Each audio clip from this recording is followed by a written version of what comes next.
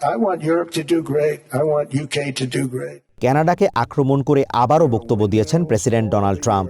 বুধবার সুইজারল্যান্ডের দাভোসে world economic ফোরামে এক বক্তব্যে ট্রাম্প বলেন, আমেরিকা আছে বলেই কানাডা টিকে আছে।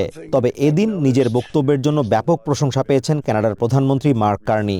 এদিন তিনি বিশ্ব নেতাদের প্রতি পুরনো নিয়ন্ত্রণ ভিত্তিক নিয়ম বাদ দিয়ে কানাডার সাথে কাজ করার আহ্বান জানান। The powerful have their power. But we have something too.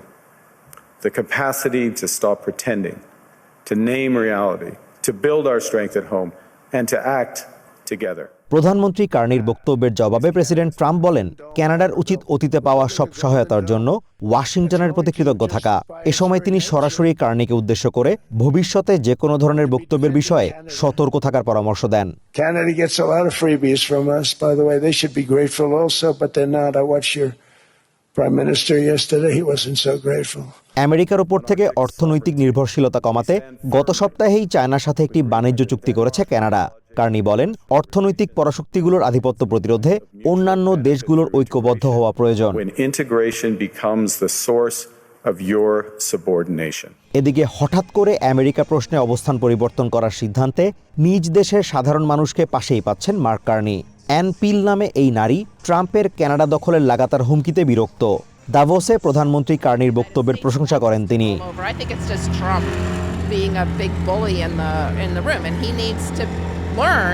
That the rest of the world isn't going to take it. And that to me was what was so powerful about what Carney said yesterday is. রয়টার্সের তথ্য বলছে 2025 সালে Trump দ্বিতীয় মেয়াদে দায়িত্ব নেয়ার পর Canada দখলের হুমকি দেয়া শুরু করেন।